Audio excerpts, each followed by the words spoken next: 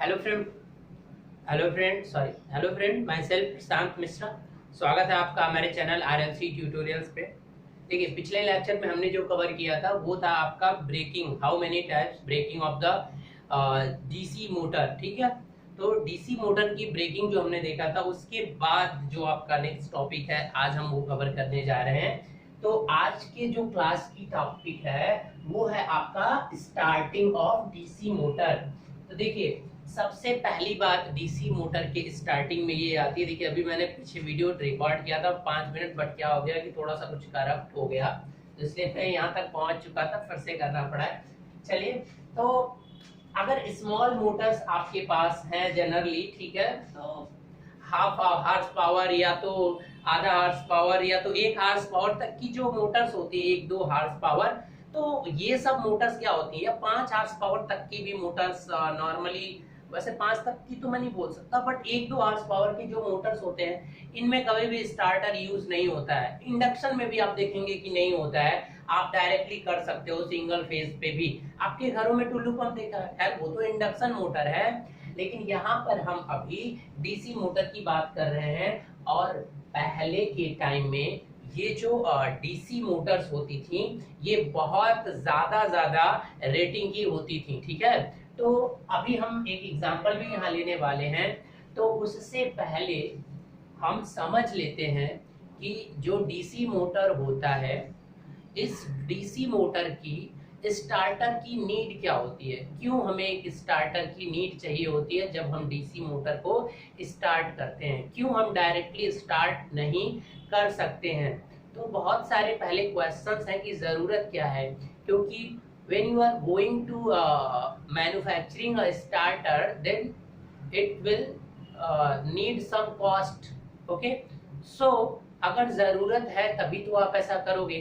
तो चलिए हम पहले ये समझ लेते हैं कि हमें स्टार्टर की जरूरत क्यों है। ठीक है, तो अगर इस स्टार्टर की जरूरत की बात करते हैं, ठीक है, तो इस स्टार्टर की जरूरत क्या है। देखिए, सबसे पहले आपका IA इज इक्वल टू क्या होता है, V minus EB divided by RA। Motor के केस में आप ये जानते हो। तो अगर IA इतना होता है और मोटर या जनरेटर कोई भी हो, RA जो आर्मेचर का रेजिस्टेंस होता है उसकी वैल्यू बहुत कम होती है, 0.03, 0.06, 0.1, 0.2, ठीक है, 0.3 तक हो सकता है। ठीक है, तो इतनी वैल्यू में बहुत कम होता है ये वैल्यू। ठीक है, तो अब मान लीजिए कि जैसे ही आप ऑन करोगे तो उस समय कुछ सेकेंड तक या मिली सेकेंड तक ईबी का जनरेशन नहीं होगा, क्योंकि ये बैक ईएमएफ जो है वो एक इंड्यूस्ड ईएमएफ है, यानी कुछ देर बाद जनरेट होगा, तुरंत का तुरंत जनरेट नहीं हो जाएगा। तो ड्यूरिंग दैट टाइम क्या हो रहा है, जरा उसे समझने की कोशिश करते हैं। देखिए, तो जैसे ही आपका स्टार्टिंग पे ईबी आपका इंड्यूस नहीं होता है, ईबी कुछ देर बाद बनता है, ठीक है, इंड्यूस होता है, तो ईबी इज इक्वल टू क्या है, 0 है। तो यहाँ पर ईबी के 0 होने पे इस फार्मूले में जैसे ही पुट करोगे तो V बाई RA, अब ये RA की वैल्यू क्या होती है, बहुत हाई होती है, सॉरी बहुत लो होती है, जिसकी वजह से करंट की वैल्यू क्या हो जाएगी, बहुत हाई हो जाएगी।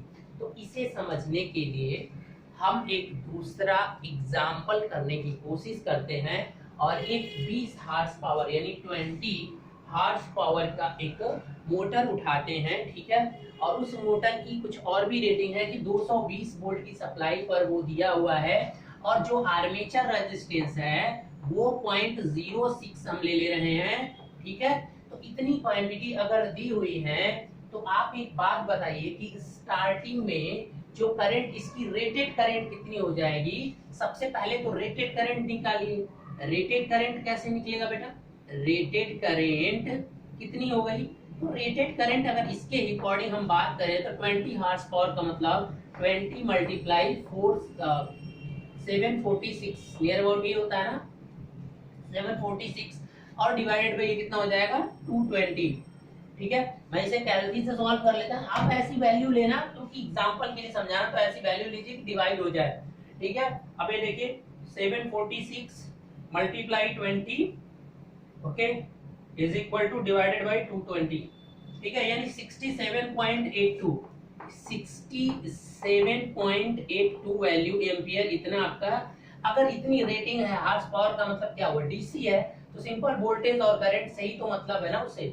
तो एक अब एक्चुअल में इतना कोई बता नहीं सकता, लेकिन मैं आउटपुट के अकॉर्डिंग प्रोवाइड कर रहा हूँ, ये करेंट डेटा नहीं है, ठीक है, क्योंकि इनपुट साइड की करंट आपके पास नहीं है। तो अब जरा करंट की वैल्यू निकालिए जब ईबी जीरो हो, ठीक है, व्हेन ईबी जीरो, ये इसके आसपास होगा, ये करेक्ट नहीं है, ये रेटेड करंट इस पे मेंशन नहीं रहेगा मोटर पे कभी भी, ठीक है, वो रेटेड करंट इनपुट साइड के अकॉर्डिंग मेंशन होगा। चलिए हम मान ले रहे हैं कि लॉसेस नहीं है, तब ये किया जा सकता है, तो मान लीजिए कोई प्रॉब्लम नहीं है, क्योंकि हमें जो यहाँ कैलकुलेट करना है हम उस पे फोकस करते हैं। When EB is equal to zero, मतलब EB is equal to zero कब होगा, at starting time, at starting time, कोई डाउट नहीं, एकदम आसानी से समझते रहिए, कोई प्रॉब्लम नहीं है। अब यहाँ पर आइए कितना हो जाएगा स्टार्टिंग में, आप जरा बताइए, 220 डिवाइडेड बाई 0.06, 220 डिवाइडेड बाई 0.06,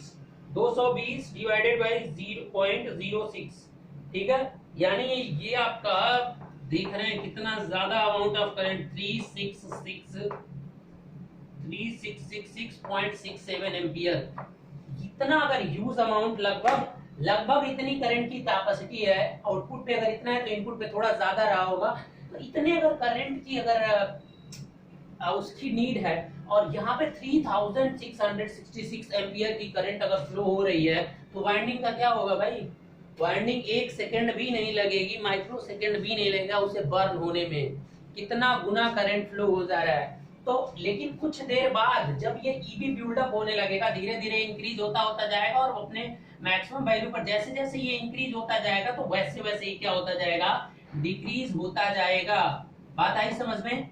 तो उसके एक तो टाइम है ना, तो इसलिए हमें एक स्टार्टर की जरूरत पड़ेगी कि वो टाइम जितने समय में इंड्यूस्ड ईएमएफ बिल्डअप हो रहा है, उस समय हम कुछ ज्यादा रेजिस्टेंस सर्किट को दें, ताकि हमारी करंट क्या हो जाए, लिमिटेड हो जाए। जब ये आपका बन जाएगा, क्योंकि जब ये बन जाएगा ईबी, तो उस समय आप आईए निकालिए, देखिए मैं अप्रॉक्स यूज कर रहा हूँ, आईए इज इक्वल टू, उस समय मान लीजिए V 220 है, तो ई की वैल्यू मान लीजिए 210 आ सकती है, 200 उससे 10 या उससे कुछ कम रहेगी, और 0.06। अब जरा निकालिए, ये मैंने एज्यूम कर लिया कि ईबी कितना आया, 0.06 आया। ईबी निकालने के लिए आपको पूरा का पूरा डेटा प्रोवाइड होगा। ईबी इज इक्वल टू कैसे होता है आपका, phi ZNP, ठीक है, निकाल सकते हो ना, तो इस तरह से आप निकाल लोगे, वो डेटा प्रोवाइड रहेगा। आप जरा देखिए 10 डिवाइडेड बाई 0.06, अब कितना हो जाएगा, देखिए 166 एम्पियर, तो अब लगभग क्या हो जाएगा, 166.67 एम्पियर। तो ये जो मैंने लिखा था इसे आप कैंसिल ही कर दीजिए, अदरवाइज कंफ्यूज होंगे कि सर आपने आउटपुट इस तरह से कैसे करंट निकाल दिया। मैं तो अप्रॉक्स मान के चल रहा था, आइडियल केस। तो अब देखिए आईए इज इक्वल टू क्या हो जाएगा, इतना एम्पियर। तो अब देखिए जब ये पूरा बिल्डअप हो गया, तो इतना करंट था, मतलब इतने के लिए डिजाइन कर दिया गया होगा, लेकिन ठीक है, अगर ये आउटपुट पावर दिया है, तो आपको क्या लिखना पड़ेगा कि यहाँ पर इफिशियंसी भी देना चाहिए था, अदरवाइज हम इसको क्या कर दे रहे हैं, एक काम करिए ना, इसको यहाँ पर 20 किलोवाट कर लीजिए, उसके अकॉर्डिंग आप मेंशन कर लेंगे, हमें जरूरत ही नहीं थी उसकी, हमें कोई भी जरूरत नहीं थी, हमें तो बस इसकी और इसकी जरूरत थी समझने के लिए कि किस तरह से इतना ज्यादा करंट आपका बिल्डअप हो रहा है। तो अब देखिए ये इतना हो गया, तो अब इतनी करंट हो जा रही है, यानी जब ये बिल्डअप हो जाएगा तो करंट को मेंटेन कर लेगा, लेकिन अगर जब तक वो बिल्डअप नहीं होगा तब तक इतना करंट, यानी स्टार्टिंग में इतना करंट कम होगी, और फिर ये धीरे धीरे कम होते होते होते यहाँ पर आएगी। तो इसके बीच का जो टाइम है, उस टाइम में हमें इस सर्किट को इतना कुछ रेजिस्टेंस देना पड़ेगा। अगर हम सर्किट का रेजिस्टेंस क्या कर दें, इंक्रीज कर दें, तो लिमिट कर लेगा, रजिस्टर ही है ना जो करंट को क्या कर देता है, लिमिट कर लेता है, ठीक है। तो चलिए अब क्या कर देंगे, तो रिक्वायर्ड समझ गए आप, तो रिक्वायरमेंट आपको समझ में आ गया होगा। अब हम चलिए आगे बढ़ते हैं, जरा सा थोड़ा सा आगे बढ़ते हैं और इसको आगे बढ़ाते हैं।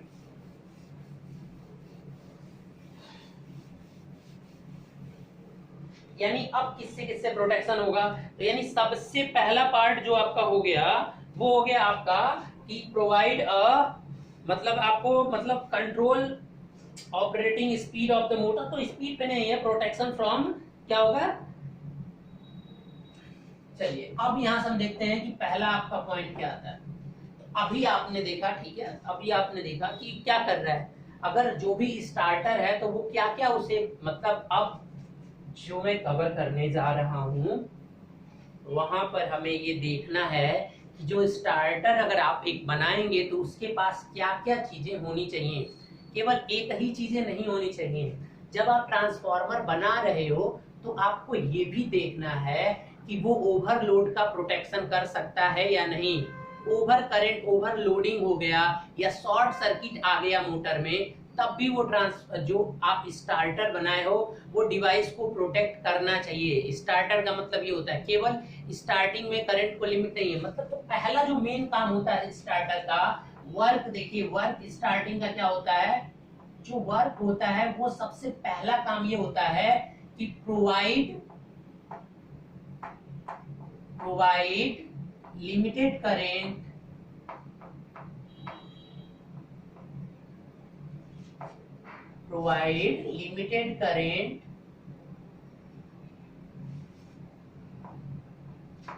at starting।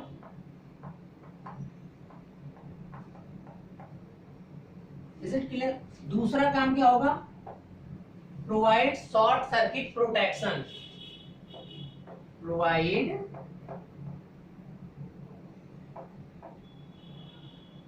Short circuit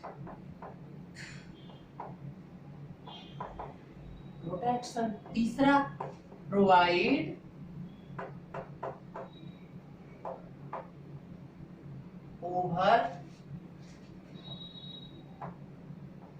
overload protection.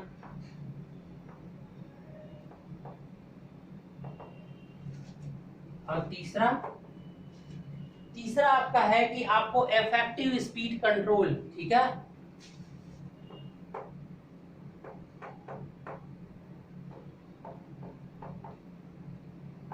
मतलब क्या है इस लाइन का मतलब सिंपल सा ये है कि आपको जो भी मोटर आपका कर रहा है वो ऑपरेटिंग स्पीड कंट्रोल को मेंटेन करके रहे। प्रोवाइड इफेक्टिव या मेंटेन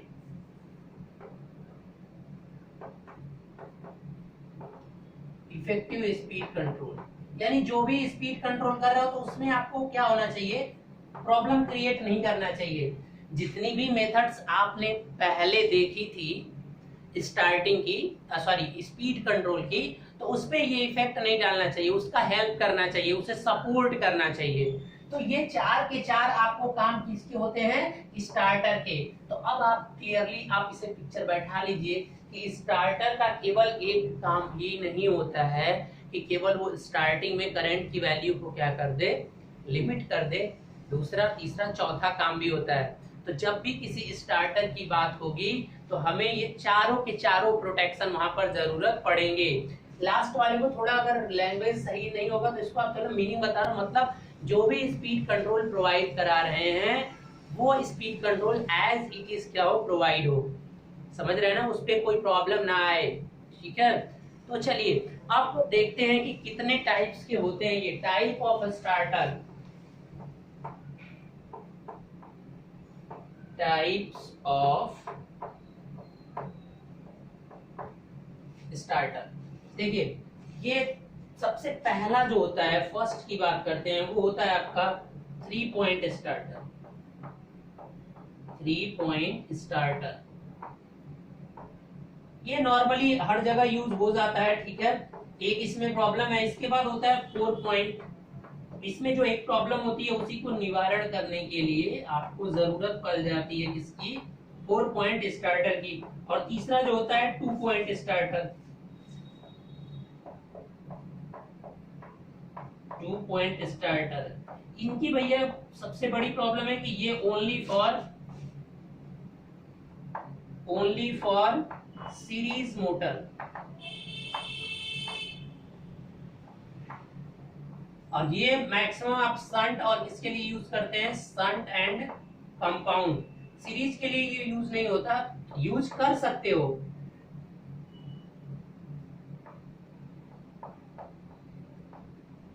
वैसे तो आप इसे सीरीज के लिए यूज कर सकते हो, ऐसी कोई बात नहीं है, बट यहाँ पर तो किया ही नहीं जा सकता। इसे करने से फायदा नहीं होगा क्योंकि वो तीसरा पॉइंट टोटल वेस्ट होगा। तो इसलिए क्या होगा कि आप सीरीज के लिए 2 पॉइंट स्टार्टर यूज कर लीजिए, सीरीज मोटर्स के लिए। शंट और कंपाउंड के लिए आप 3 पॉइंट कर लीजिए, और ये भी शंट और इसके लिए होता है। लेकिन अब ये 3 और 4 में क्या डिफरेंस है अभी मैं आपको समझा रहा हूँ, और अभी समझ में आ जाएगा कि क्यों हमें 4 पॉइंट पे जाने की जरूरत पड़ती है। ठीक है, तो चलिए अब हम चलते हैं 3 पॉइंट स्टार्टर की तरफ, और पहले 3 पॉइंट स्टार्टर को देख लेते हैं, और बेसिक सारे के सारे प्रोटेक्शन वहीं पर देख लेंगे। इसके बाद मैं कोई डायग्राम नहीं बनाऊंगा, ये याद रखना आप, तो इसीलिए आप इसी में पूरा का पूरा समझने की कोशिश करिएगा।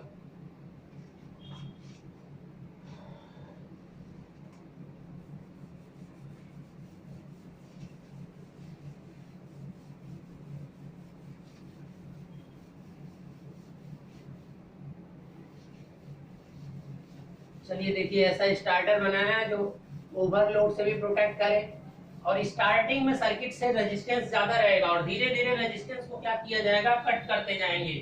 आप देखे होंगे ऐसा स्टार्टर, एक लगा होता है, एक हैंडल होता है, उसको धीरे धीरे ऊपर उठाने के लिए बोला जाता है। कभी लैब में गए होंगे, वही होता है, धीरे धीरे उठाने का मतलब पहले स्टार्टिंग में बहुत ज्यादा रेजिस्टेंस रहेगा, और फिर आपकी रेजिस्टेंस क्या होगी, धीरे धीरे कटती जाएगी। देखिए कैसे बनेगा, कुछ इस तरह का सिस्टम बनेगा आपका। ठीक है, तो अब यहाँ पर क्या होगा कि कुछ एक पॉइंट यहाँ पर रहेगा। ठीक है, अब यहाँ पर, यहाँ से शुरू हो जाएगा आपका रेजिस्टेंस का खेला।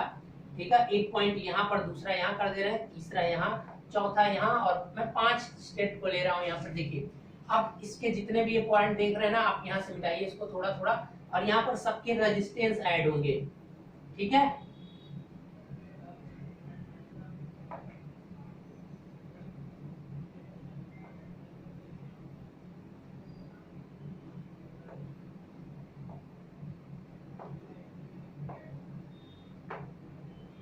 Is it clear?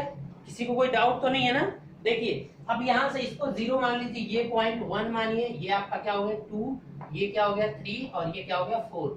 तो यहाँ पर जब ऐसे क्या होगा कि पहले अब यहाँ पर देखिए एक हैंडल लगेगा, और उस हैंडल से आपको क्या करना होगा, एक कॉइल लगाएंगे। देखिए सबसे पहले मैं बता रहा हूँ, देखिए क्या होगा और कैसे अरेंजमेंट होता है। थोड़ा सा कंस्ट्रक्शन बना लेता हूँ, इसके बाद मैं एक बार में आपको समझाता हूँ कि किस तरीके से ये काम करता है।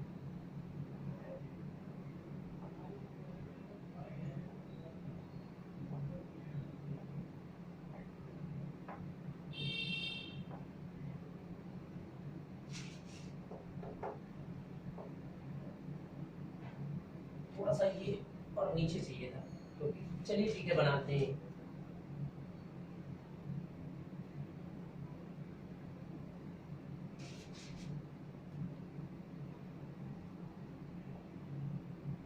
यहाँ पर ये स्प्रिंग लगा होता है, और ये इससे आकर कनेक्ट हो जाती है ये कॉइल। देखिए आप बनाते रहिए साथ में, टाइम वेस्ट मत करिए। ये क्या है, आपका स्प्रिंग है, और ये कॉइल आपको कहां से निकल के आएगा, यहाँ पर आ जाएगा, और यहाँ पर आपको मैं एक कनेक्शन दे दे रहा हूँ, किसका, लाइन का। ये लाइन है, यहाँ से आपको 220 वोल्ट की सप्लाई प्रोवाइड करानी है। चलिए, यानी लाइन से एक कॉइल होगी, एक कॉइल होगी, इस कॉइल के थ्रू आप क्या करेंगे, इस कॉइल के थ्रू आप क्या कर देंगे। देखिए अब यहाँ पर जो ये आपका हैंडल बोला जाता है, अब इस हैंडल पे कुछ इस तरह का ऐसे सिंबल यहाँ बना रहेगा। अभी ये स्टार्टिंग में कुछ इस तरह से रहेगा, देखिए ये ऐसे रहेगा। अब कुछ जैसे ही थोड़ा सा आगे बढ़ाओगे तो इसको टच करेगा, अभी ऑफ की पोजीशन पर है, कुछ इस तरह से ये रहेगा। अब इसको पकड़कर यहाँ से जैसे ही आगे बढ़ाओगे तो यहाँ से जैसे ही, अभी ये ऑफ की पोजीशन पे है, तो जैसे ही अगर यहाँ पर कनेक्ट होगा तो यहाँ से ऑन की पोजीशन क्या हो जाएगी, शुरू हो जाएगी। अब इस हैंडल को पूरा यहाँ तक लेकर जाना होगा, तो यहाँ पर, अब यहाँ पर ले जाने के लिए क्या होगा कि यहाँ पर एक इस तरह का अरेंजमेंट कराएंगे, और यहाँ पर कुछ उभरा हुआ भाग होगा जो यहाँ जाके लॉक करना होगा। तो यहाँ पर एक कॉइल की जरूरत पड़ेगी। ठीक है, तो उस कॉइल को बनाइएगा, और उस कॉइल को मैं बना रहा हूँ। देखिए यहाँ पर कुछ इंटरलॉकिंग की कुछ इस तरह की कॉइल फिर बनेगी।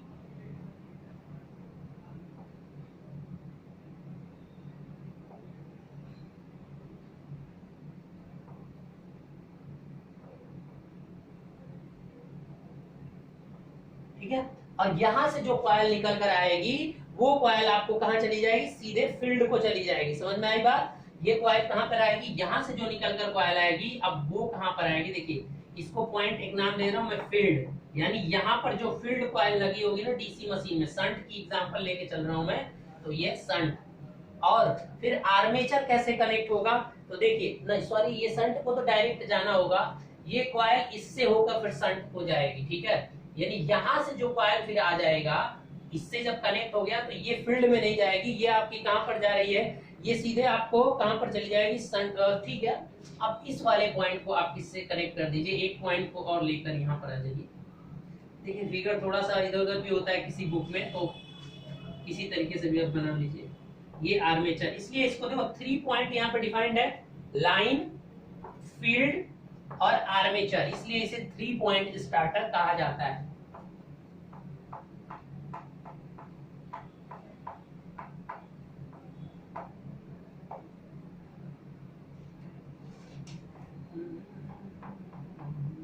देखिए भाई बहुत अच्छा डायग्राम है, बन गया आपका। सिंपल ये मोटर होता है ना, तो बीच में इसके बीच में डायरेक्ट कनेक्शन ना देके इस तरह से कनेक्शन देना है। अभी ये सीधा खाली है, अब इसको फुलफिल कैसे करोगे, देखो मोटर जैसे ही स्टार्ट करोगे तो फील्ड तुरंत एक्साइट हो जानी चाहिए। फील्ड में हमें कोई ये कटिंग वटिंग नहीं करना है, ये तो इधर से ये जैसे ही टच करोगे तो ये कट होते होते, अब इसको मैं जैसे ही ऊपर करूंगा अब ये आगे, पहले जहां से यहाँ इतना रेजिस्टेंस ऐड रहेगा, अब जैसे इसको आगे बढ़ाता जाऊंगा इस तरह से तो इतने रेजिस्टेंस कट होते जाएंगे, यहाँ पे आएगा ये रेजिस्टेंस कट, तो बाद में रेजिस्टेंस इतना टाइम मिल जाएगा, इतने टाइम में इंड्यूस्ड ईएमएफ बिल्ड अप हो जाएगा। Is it clear? तो अब यहाँ पर जब पहुंच जाएगा तो इसका कनेक्शन देखिए इससे पूरा कनेक्ट है पहले यहाँ से, तो ये कट आउट होते जा रहे हैं, इतने रेजिस्टेंस कट आउट होते जाते हैं। लेकिन फील्ड को तो हमें तुरंत एक्साइट करना होगा ना भाई, फील्ड को हमें जैसे ही यहाँ पे अटैच हो फील्ड को हमें तुरंत एक्साइट करना होगा। तो कुछ इस तरह का अरेंजमेंट यहाँ पर एक क्या करते हैं, ब्रास पीतल की एक आर्क इस तरह से पतली सी पत्ती बना देते हैं, और ये पत्ती क्या होती है, इस पत्ती का ये कनेक्शन इस वाले एंड से कर देते हैं, ठीक है। ये क्या है, ब्रास आर्क बोला जाता है इसे। जैसे ही आप यहाँ पर लाओगे तो इसको तुरंत टच करेगा, ये पीतल की पत्ती है, समझ रहे हैं ना, ये पीतल की एक पतली सी पत्ती है। तो जैसे ही आप, अब देखिए ध्यान से देखिए, अब हम वर्किंग की मैकेनिज्म समझते हैं। तो अब क्या होगा, देखिए पहला जो पॉइंट था, 4 प्रोटेक्शन करने थे उसमें, चारों में से पहला क्या था कि सबसे पहला प्रोटेक्शन तो ये था बेटा कि आपको स्टार्टिंग में जो ह्यूज करंट आ रही थी उस करंट को कम करना था। तो देखिए चलिए यहाँ पर है तो ऑफ की पोजीशन पर, जैसे ही ये इससे टच करेगा अब ये तुरंत सर्किट देखिए कंप्लीट यहाँ से बन गई, क्योंकि ये देखिए लाइन वाला इधर से जा रहा है, अब ये लाइन कॉइल इससे होके ये इससे जाके कनेक्ट है, और ये हैंडल है किसी, ठीक है, हैंडल से अंदर से कुछ कनेक्शन रहती है, ठीक है, यहाँ पर पकड़ने के लिए कुछ प्रोवाइड रहेगा, उसमें इंसुलेटर लगा होगा, ऐसा नहीं कि इस इंसुलेटर को ही आप छुओगे, ऐसा नहीं है, वो अरेंजमेंट प्रोवाइड रहेगा, ऊपर कुछ इंसुलेटर तक का बना होगा, ठीक है। ये तो कंडक्टर ही रहता है, ऊपर आपको पकड़ने के लिए कुछ व्यवस्था दी रहेगी। जैसे ही पकड़ के मैं इसको यहाँ टच, जैसे ही ये इसे टच करेगा तो मोटर ऑन हो गया, लेकिन ये पूरा का पूरा करंट देखिए, अब कैसे मोटर यहाँ से करंट गई लाइन से, ये इससे होके यहाँ से गई इससे, अब स्प्रिंग के अगेंस्ट में ये हम इसको दबाते जाएंगे, तो अब पूरा का पूरा जैसे ये इसको टच करेगा ये रेजिस्टेंस और यहाँ से फिर आर्मेचर को सप्लाई मिल जाएगी, और जैसे ही ये यहाँ पर आएगा तो ये इसको तुरंत टच करेगा, और ये पीतल की कॉइल है तो ये पॉइंट यहाँ पे डायरेक्ट कनेक्ट है, तो इस कॉइल से होके, इस कॉइल क्यों लगाते हैं अभी बता रहे हैं कि डायरेक्ट क्यों नहीं कनेक्ट कर दे रहे, क्यों इस कॉइल को ये सारे रिले क्यों लगा रहे हैं, इस तरह से करने का मतलब एक रिले मैग्नेटिक इलेक्ट्रोमैग्नेट होता है ये, तो ये इलेक्ट्रोमैग्नेट्स इतने क्यों लग रहे हैं अभी बता रहे हैं, क्योंकि और भी प्रोटेक्शन करने होते हैं। तो यहाँ पर जैसे ही आएगी, ध्यान से देखिए जरा एक बात में समझ जाइए, जैसे ही आप इसे यहाँ इस पॉइंट पर रखोगे तो ये इससे टच हो जाएगा और ये इससे टच हो जाएगा, तो ये जैसे ही इस पॉइंट से टच होगा उस कंडीशन में आपका ये फील्ड वाला तुरंत कनेक्ट हो जाएगा, यानी फील्ड तुरंत एक्साइटेड हो जाएगी, यानी फ्लक्स प्रोवाइड होने लगेगा। लेकिन तुरंत आपका ये जो आर्मेचर में करंट जा रही है वो इतने रेजिस्टेंस के साथ जाएगी, तो बहुत कम करंट फ्लो होगी स्टार्टिंग में। अब जैसे जैसे आप धीरे धीरे आगे बढ़ाते हैं, ऐसा ना धीरे धीरे बढ़ाते जाते हैं, ज्यादा नहीं रुकना होता है, तो जैसे जैसे आगे बढ़ते जाओगे तो अब ये लास्ट में यहाँ पर आ जाएगा, और यहाँ पर क्या होता है कि ये एक रॉड होती है जो कि इस लाइन से आई हुई है, और यहाँ पर जो ये आपने हुक तरह का बना ये इसमें आके फंस जाता है, इंटरलॉक हो जाता है, ये यहाँ पर मैग्नेटिक, ये इलेक्ट्रोमैग्नेट बनाता है ना एक, तो इसकी मैग्नेटिक फील्ड में ये एक आयरन का टुकड़ा होता है, इस पे कोई करंट इस पे नहीं दिया, इस पे इंसुलेशन के साथ रहेगा, ये आयरन का पार्ट होता है। ये क्या होता है कि इस आयरन की वजह से, ये आयरन का पार्ट है ना, और ये जब भी एक इलेक्ट्रोमैग्नेट है, इस तरह की कंस्ट्रक्शन एक इलेक्ट्रोमैग्नेट होती है, तो वो क्या करेगा कि जब ये आप कट आउट करते करते करते इस पॉइंट पे पहुंच जाओगे, तो अब ये हैंडल यहाँ पर पहुंच गया, अब ये रेजिस्टेंस पूरा, यानी उस समय ईबी इंड्यूस हो जाएगा, तो फिर बैलेंस हो ही जाएगा सब कुछ। तो यहाँ पर जैसे ही आएगा, तो अब ये वाला पॉइंट इसमें आके फंस जाएगा, और इसलिए इसे बोलते हैं होल्ड ऑन कॉइल। इसलिए इसे क्या बोला जाता है, मैं सही कहूँ ना, हाँ, होल्ड ऑन कॉइल। इसलिए इसको क्या बोला जाता है, होल्ड ऑन कॉइल, यानी ऑन कंडीशन में इसको होल्ड करके रखता है, और ये इसमें लॉक होके फंसा रहेगा, स्प्रिंग टेंशन में है, ठीक है ना।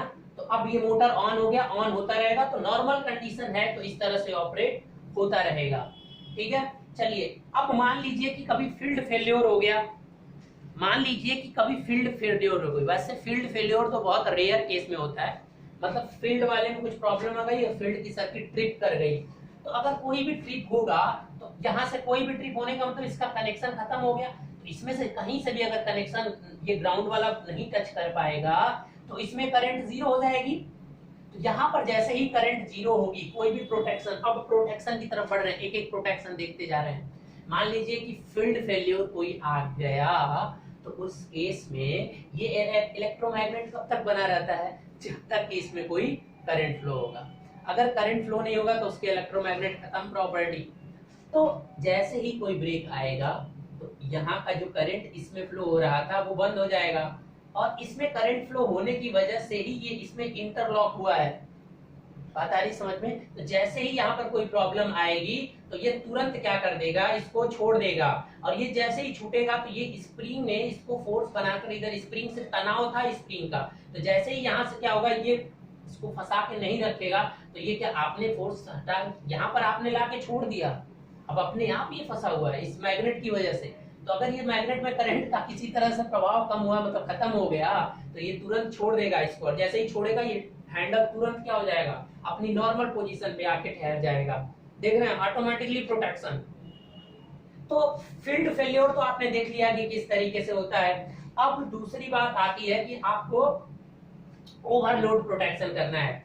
तो अगर ओवरलोड प्रोटेक्शन करना है, तो अब इसके लिए क्या होगा, कोई शॉर्ट सर्किट भी आई, अगर कोई शॉर्ट सर्किट भी आई, तब भी ये प्रोटेक्ट यहाँ से कर लेगा।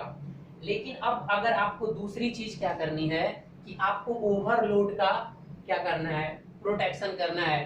तो देखिए, एक अलग से कॉइल लगाएंगे, ओवरलोड रिले आपको लगाना पड़ेगा, ठीक है। अब ओवरलोड रिले क्या होगा कि आपको ओवरलोड रिले लगाना पड़ेगा। अब देखिए वो कैसे लगाएंगे। आप क्या करिए कि इसके एक टर्मिनल से यहाँ पर, ठीक है, और इसके दूसरे टर्मिनल से यहाँ पर, ठीक है, ये दोनों पॉइंट कुछ इस तरह से आप लेकर एक ही साइड में आ जाइए, कोई प्रॉब्लम नहीं है, ठीक है। तो एक ही साइड में अगर आप आ जाते हैं, इसको मैं थोड़ा सा इस तरीके से बना देता हूँ इसको, क्योंकि हमें इसे एक साइड में लाना होगा। यहाँ पर इसको क्या है ना कि यहाँ से जो कनेक्शन आ रहा था, इसको कुछ इस तरह से यहाँ से लाकर ऐड कर दीजिए, और यहाँ पर आप क्या करिए कि एक इस तरह का रिले बना दिया जाता है, और इस तरह से वो कंस्ट्रक्ट करता है। अब देखिए क्या इस रिले का, इसे बोलते हैं ओवरलोड रिले।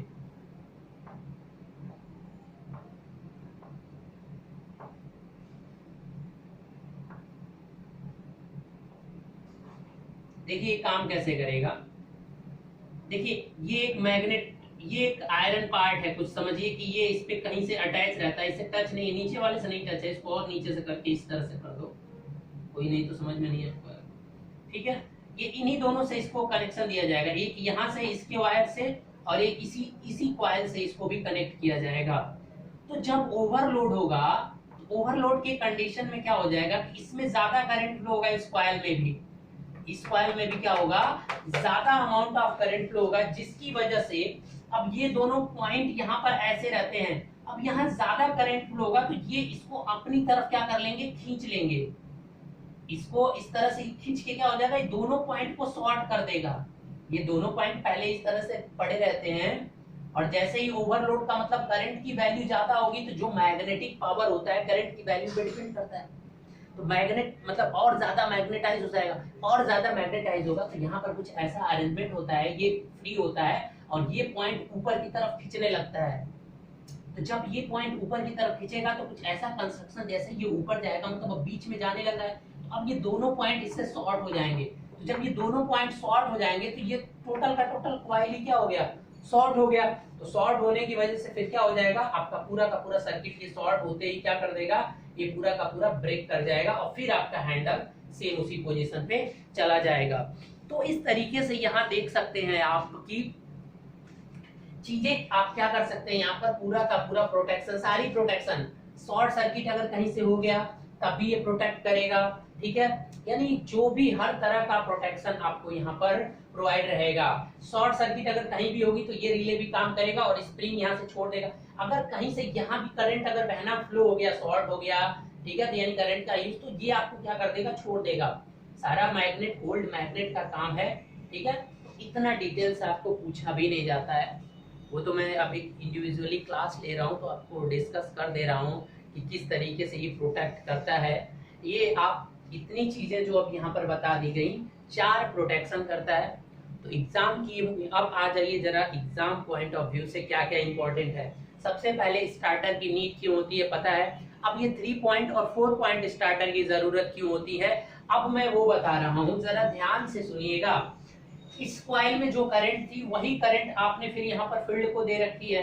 तो इसमें प्रॉब्लम क्या होगी कि इससे आप फील्ड वीकनिंग कंट्रोल, जो स्पीड कंट्रोल करते हो, field weakening speed control, field weakening speed control, speed control यहां पर पॉसिबल नहीं है। इस 3 पॉइंट स्टार्टर में अगर शंट मोटर आप लेकर चल रहे हो, शंट मोटर लिया है, तो यहाँ पर देखिए फील्ड डायरेक्ट यहाँ पे कनेक्ट है ना, तो फील्ड में आप रेजिस्टेंस लगाकर कहां से कनेक्ट करेंगे, क्योंकि उसी से कॉइल भी कनेक्ट है, तो कॉइल भी उसी से कनेक्ट है। तो अगर आप चाहते हो कि ये फील्ड को वीक करना, मतलब फील्ड वीकनिंग कंट्रोल से स्पीड कंट्रोल को आप क्या करते हो, हायर करते हो। ये एक मेथड आपने पढ़ा था ना स्पीड कंट्रोल का। तो अगर आप चाहते हो कि जो ये स्टार्टर है इसमें हम ये वाली फैसिलिटीज, क्योंकि चौथा पॉइंट ये भी था किसी भी स्टार्टर का कि जो भी स्पीड कंट्रोल आपकी हो रही थी वो स्पीड कंट्रोल एज यूजुअल होनी चाहिए। लेकिन इस स्टार्टर के साथ प्रॉब्लम ये आ रही है कि ये स्टार्टर आपके डीसी मशीन की एक प्रॉब्लम, जो स्पीड कंट्रोल का एक तरीका होता है, that one is known as field weakening control, ठीक है। तो इसे क्या करता है, वो नहीं होने देता है। क्यों? क्योंकि ये जो फील्ड कॉइल है वो इस रिले कॉइल से यानी होल्ड ऑन कॉइल से डायरेक्ट यहाँ पर लगी हुई है। तो इसलिए आप यहाँ पर कोई एक्स्ट्रा रेजिस्टेंस लगाओगे तो फिर वो इस कॉइल को भी अफेक्टेड कर देगा। इसमें अगर यहाँ पे कोई भी रेजिस्टेंस लगाते हो तो इसके सीरीज में ये इस कॉइल में जो करंट फ्लो हो रही है वो भी तो अफेक्टेड होगी, ओके। तो उसे हमें होल्ड कॉइल के करंट को अफेक्टेड नहीं कराना है। अगर आपको इसे कराना है तो आप अलग से कराइए। तो आपके पास ऑप्शन क्या है कि आप 3 पॉइंट, अगर आप ये करना चाहते हो तो आपको क्या यूज करना पड़ेगा, 4 पॉइंट स्टार्टर। अब ये 4 पॉइंट स्टार्टर कुछ है नहीं, बस ये होल्ड कॉइल को एक अलग जगह रेजिस्टेंस से ऐड कर दीजिए। आप इसका एक स्क्रीनशॉट ले लीजिए, फिर मैं बता देता हूँ कि क्या करना होगा 4 पॉइंट के लिए, ठीक है।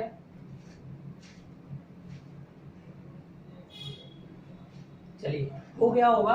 देखिए कुछ नहीं करना है, 4 पॉइंट के लिए क्या है कि ये इस कॉइल को यहाँ से डायरेक्ट अलग करिए और बाकी जो फंक्शन है सेम ऐसे ही रहेगा। देखिए अब ये जो कॉइल आप रिले से होकर ला रहे हैं ना, इसको रिले से हटा दीजिए, इसका रिले का कनेक्शन हटा दीजिए, इसको रिले से मत लाइए। सिंपली क्या करना है, आपको एक और पॉइंट यहाँ पे बढ़ा देना है फील्ड, और एक और पॉइंट यहाँ पर मैं बढ़ा दे रहा हूँ। इसको देखिए मैं इधर बना दे रहा हूँ, ये देखिए आपका ये आपका क्या हो गया फील्ड, और इसको डायरेक्ट यहाँ से क्या करिए, यहाँ से डायरेक्ट इसको कनेक्ट कर दीजिए। यानी यहाँ से ये पॉइंट डायरेक्ट रिले में नहीं जाना है। यानी अब यहाँ पर अगर जब इसे अलग कर दोगे फील्ड को, और अब ये जो रिले से आ रही है, ये जो रिले वाली, इसको क्या करिए कि यहाँ से रिले की जो इस साइड की करंट है और यहाँ से जो एक करंट आप लिए थे, तो यहाँ पर एक अलग पॉइंट बनाइए और उसको रेजिस्टेंस के साथ क्या कर दीजिए, आर के साथ इसको इसके साथ ऐड कर दीजिए, ठीक है। तो अब इस तरीके से आप क्या कर सकते हो, यहाँ पर नहीं सॉरी इस वाले पॉइंट के साथ ऐड करना होगा। तो किधर से बनाऊं मैं, आप बना लेना इसे थोड़ा सही से, यहां से ला रहा हूं, चलिए ठीक है, ये ऐसे और ये ऐसे, ठीक है ना बेटा, ये यहाँ पे कनेक्ट नहीं है अभी, सॉरी ऐसे, समझ में आया, ये एक रेजिस्टेंस के थ्रू। तो इसीलिए अब देखिए 4 पॉइंट आ गए, मतलब फील्ड को आपको अलग रखना है। होल्ड कॉइल से जो इसका नेगेटिव टर्म है, देखिए यहां से होकर होल्ड कॉइल आएगी, यहां आएगी, ये तो ओवरलोड प्रोटेक्शन के लिए चली गई। अब ये वाला सीधा इसका कैसे कनेक्ट होगा, यहाँ से नीचे जाएगा और यहाँ से एक रेजिस्टेंस के थ्रू नेगेटिव पे ऐड हो जाएगा। तो यानी होल्ड कॉइल को हमने अलग कर दिया और फील्ड कॉइल को क्या कर दिया, अलग कर दिया। लेकिन 3 पॉइंट स्टार्टर में क्या था, दोनों एक दूसरे से सीरीज में जुड़े हुए थे। तो सीरीज में जुड़े होने से नुकसान एक ही हो रहा था कि आप जो स्पीड कंट्रोल एक फ्लक्स वीकनिंग वाला होता है उसे नहीं कर सकते हो। लेकिन अब आपने 4 पॉइंट बना दिया, इसका कुछ भी नाम दे दीजिए, ये लाइन आपका, ये फील्ड, ये आर्मेचर, और ये कुछ भी इसका नाम दे दीजिए, तो अब 4 पॉइंट हो गए। तो इसलिए इसे बोलते हैं 4 पॉइंट स्टार्टर। तो आप ये बहुत अच्छे से समझ जाइएगा कि 3 पॉइंट स्टार्टर कहाँ यूज नहीं हो सकता है। अगर कोई मोटर, आपका शंट मोटर, ऐसा मोटर हो, ठीक है, स्पेशली शंट की बात हो रही है, तो उस मोटर में अगर आप स्पीड कंट्रोल करना चाहते हो और वो भी किस मेथड से, फ्लक्स वीकनिंग वाले मेथड से, तो आपका 3 पॉइंट स्टार्टर वहां पर क्या कर जाता है, फेल कर जाता है। तो अगर आपके पास ऐसा मोटर है और आप स्पीड कंट्रोल उसमें फ्लक्स वीकनिंग मेथड से कर रहे हो, तो आपको 4 पॉइंट स्टार्टर की जरूरत पड़ेगी। Is it clear? अदरवाइज अगर नहीं है, इस मेथड से आपको यूज नहीं करना है, ये मेथड यूज नहीं करना है, तो आप 3 पॉइंट स्टार्टर को यूज करिए, ठीक है, बहुत ही इजीली, आराम से, कोई प्रॉब्लम नहीं है। तो 3 पॉइंट स्टार्टर कैसे काम करता है, ओवरलोड भी प्रोटेक्ट करेगा और स्टार्टिंग में करंट को भी कम रखेगा और आपका शॉर्ट सर्किट से भी प्रोटेक्ट करेगा, क्योंकि कुछ भी कंडीशन होगा तुरंत ये क्या हो जाएगा, ये इसको छोड़ के तुरंत अपने नॉर्मल कंडीशन पे, क्योंकि स्प्रिंग लगी होती है, ठीक है, तो वो बैक में टेंशन देगी और तुरंत पीछे की तरफ खिंच जाएगा।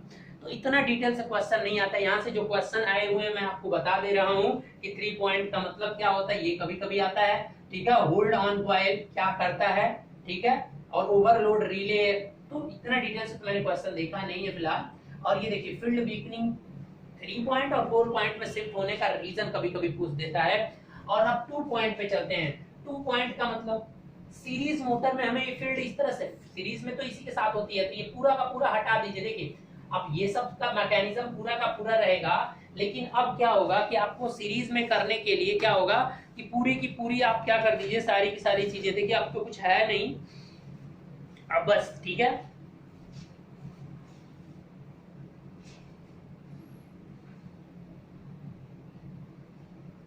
हाँ, लेकिन एक चीज यहाँ पर मैं बताना भूल गया था, एक और, आप जब ये प्रॉब्लम 4 पॉइंट में, तो इसमें एक और एक्स्ट्रा प्रॉब्लम आ जाएगी।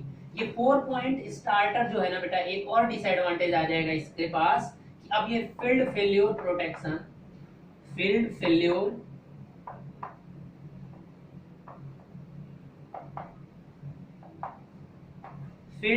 प्रोटेक्शन नहीं देगा। मतलब पहले क्या था कि फील्ड में कोई, फील्ड के सीरीज के साथ था ना, तो पहले केस में फील्ड को भी प्रोटेक्ट कर रहा था, लेकिन जब ये अलग हो जाएंगे दोनों वाइंडिंग, तो फील्ड फेल्योर प्रोटेक्शन, तो मैंने पहले ही बताया था कि फील्ड फेल्योर प्रोटेक्शन ज्यादा होता नहीं है, तो इसलिए कोई प्रॉब्लम नहीं है। लेकिन हाँ, ये भी क्वेश्चन आता है कि जब हम 4 पॉइंट स्टार्टर कर देते हैं तो कौन सा प्रोटेक्शन नहीं होता, फील्ड फेल्योर प्रोटेक्शन नहीं होगा। फील्ड में अगर कोई प्रॉब्लम आती है, शॉर्ट सर्किट, तो उस समय आपका कोई, क्योंकि फील्ड तो अलग जुड़ा हुआ है ना इससे, डायरेक्ट कॉइल से, रिले कॉइल से है ही नहीं, तो जब रिले कॉइल से अटैच ही नहीं है तो फिर वो प्रोटेक्ट कहाँ से करेगा। तो एक फायदा तो ले रहे हैं, लेकिन हमें एक नुकसान भी यहाँ पर आ जाता है 4 पॉइंट स्टार्टर के साथ। तो इसीलिए जब तक किसी डीसी मशीन में आपको ये ना कहा जाए कि आपको इसे बाद में स्पीड कंट्रोल भी करना और फ्लक्स वीकनिंग वाले से, ठीक है, तब तक आप इसे यूज 4 पॉइंट को नहीं करोगे, 3 पॉइंट ही करोगे, क्योंकि 3 पॉइंट पे सारे के सारे प्रोटेक्शन हो जाते हैं। अब 2 पॉइंट का क्या कॉन्सेप्ट है, देखिए 2 इतना समझ गए तो 2 पॉइंट के कॉन्सेप्ट को सारा का सारा सेम रहेगा। अब 2 पॉइंट में क्यों लिख रहा हूं मैं, यहीं पे दिखा दे रहा हूं, क्योंकि सीरीज जो होती है, अब फील्ड कॉइल क्या रहेगी, अब फील्ड अलग से हो ही नहीं सकती ना। सीरीज मोटर के साथ क्या होगा, इसकी जो फील्ड कॉइल होगी सेम इसी के साथ ही होगी ना, आरएससी इसी के साथ ही होता है, आपको पता है। जब आरएससी होगा तो ये अब फील्ड और क्या होगा, आर्मेचर एक ही पॉइंट पे आ गए, इसलिए आप बस सिंपल सा सप्लाई दीजिए और इधर जो प्रोटेक्शन का सिस्टम था वो सेम रखिएगा और इधर सप्लाई, तो इसलिए ये हो जाता है 2 पॉइंट स्टार्टर। क्योंकि और ये मैंने बताया था कि 2 पॉइंट स्टार्टर आपको केवल सीरीज मोटर के लिए ही एप्लीकेबल होता है। तो आप अब समझ गए होंगे। तो 2 पॉइंट स्टार्टर में इतना कुछ पूछता नहीं है, बस किसके लिए यूज होता है। तो 2 पॉइंट सीरीज के लिए, 3 और 4 पॉइंट आपका शंट मोटर के लिए यूज कर लीजिए। बेसिकली अगर फ्लक्स कंट्रोल वाला यूज नहीं करना है तो आप 3 पॉइंट स्टार्टर शंट के लिए यूज करिए, सारे के सारे प्रोटेक्शन वो प्रोवाइड करा देगा। और भी डिटेल से समझना होगा तो भाई कोई रिक्वायर्ड नहीं है किसी कंपटीशन एग्जामिनेशन के लिए। अगर आप जानना चाहते हो तो कोई नहीं, आप जानते रहिए, ठीक है। जितनी रिक्वायर्ड थी वो मैंने पॉइंट्स बता दिए, ज्यादा डिटेल में कोई जाने की जरूरत नहीं है। क्या क्या करता है, मेन चीजें मैंने यहाँ पे डिस्कस कर दिया, आप खुद देखना कि क्वेश्चन यहाँ से बाकी और कुछ नहीं आता है। तो चलिए यहाँ पर आपकी स्टार्टिंग मेथड्स को हम एंड करते हैं। ओके गाइस, तो अब आपने स्टार्टिंग और generally how can you start the DC motor, how can you brake the DC motor, सारे के सारे प्रोसेस देख। How can you speed control of DC motor, DC motor operate कैसे होता है, कितने तरीके का होता है, इसकी स्पीड को कैसे कंट्रोल करते हैं, इसकी ब्रेकिंग कैसे करते हैं, इसे स्टार्ट कैसे करते हैं, ये सारी की सारी चीजें तो आपने देख ली। अब हम चलिए अब देखते हैं कि testing of DC machine. DC machine जब बन के तैयार हो जाता है तो उसकी टेस्टिंग करनी रहती है, उसकी रेटिंग या सब कुछ टेस्ट करने के लिए डिफरेंट तरीके के टेस्ट किए जाते हैं। उसकी इफिशियंसी को चेक करने के लिए, उसके कॉपर लॉस को चेक करने के लिए, उसमें जो भी लॉसेस हो रहे हैं, यानी इस तरह के बहुत सारे टेस्ट होंगे। 4-5 टेस्ट बचे हुए हैं, तो 4-5 टेस्ट करने जा रहे हैं हम इस डीसी मशीन के साथ। तो मैक्सिमम 2 वीडियोस और बनेंगी आपकी डीसी मोटर के साथ, इसके बाद आपका डीसी मशीन एंड हो जाएगा। तो इस वीडियो में इतना ही गाइस। कोई भी प्रॉब्लम हो तो प्लीज आप कमेंट कर दिया करिए, डायरेक्ट मेरे से कॉल कर लिया करिए, इस लेक्चर में ये प्रॉब्लम है। Okay guys, thank you.